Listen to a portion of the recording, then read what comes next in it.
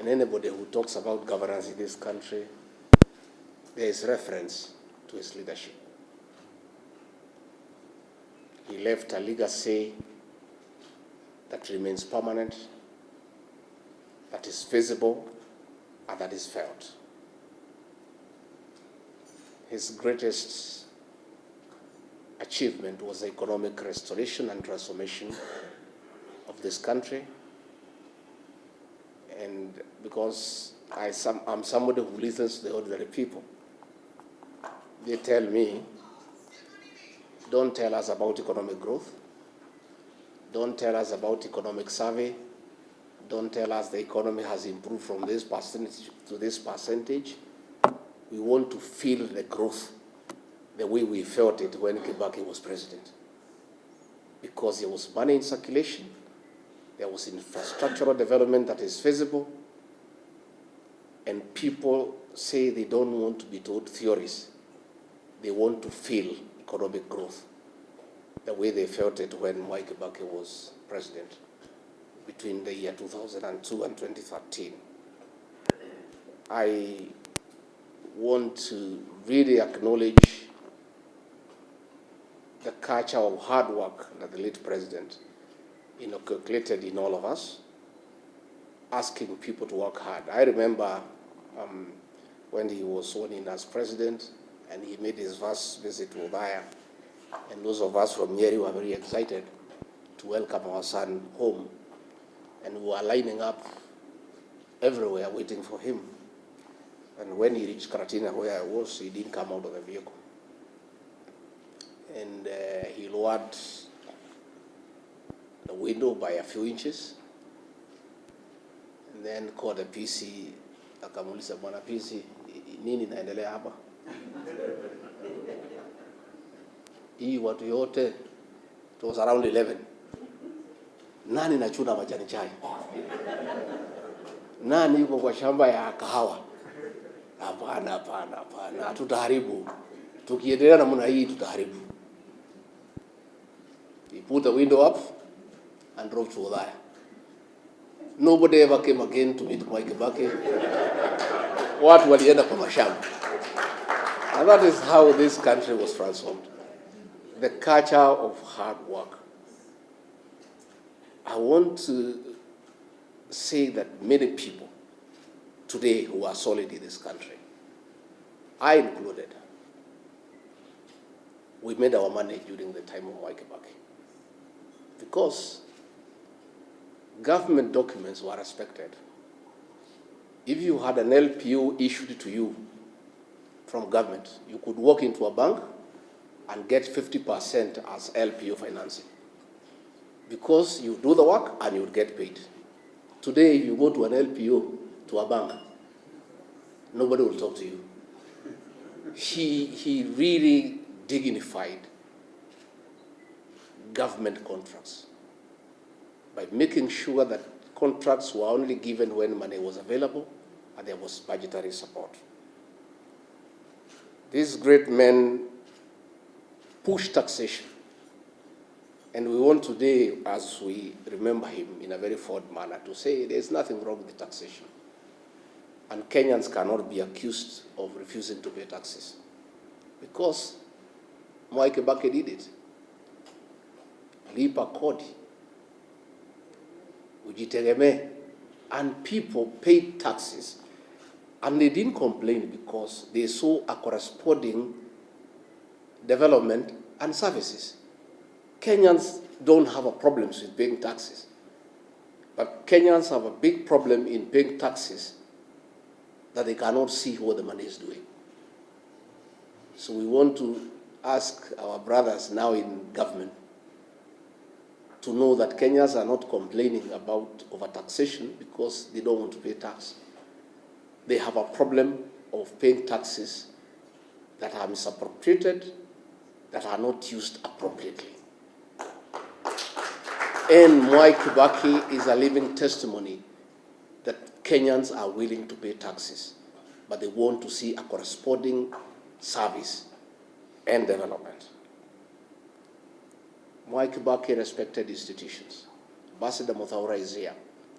And Ambassador, we want to salute you. Mwai Kibaki would not have succeeded without the support of the bureaucracy that you led.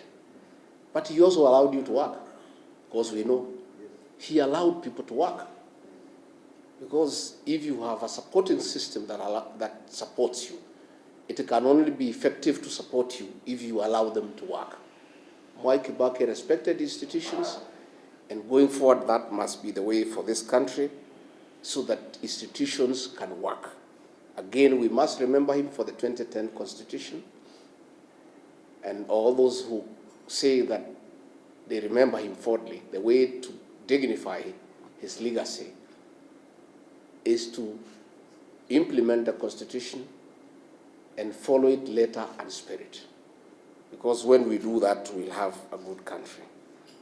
Mwai Kibaki spoke very little and did much. Most of us are learning from him. Nowadays, I only talk once a week. I'm becoming a good student of Mwai Kibaki.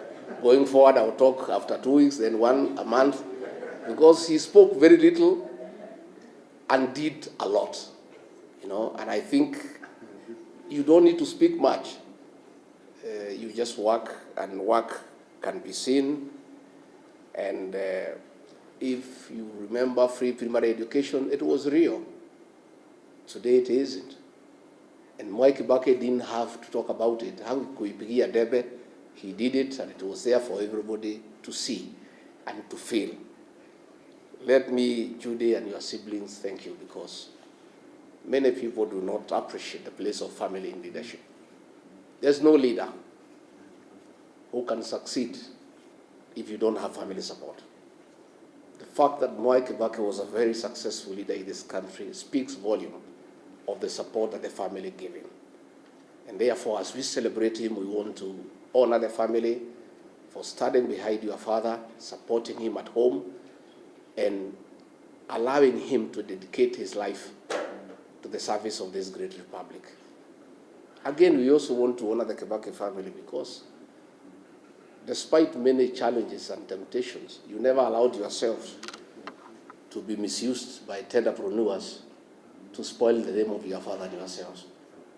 Mwai Kibaki is gone, but his integrity and that of his family remains up. Nobody has ever seated Mwai Kibaki and his family in any scandal in this country.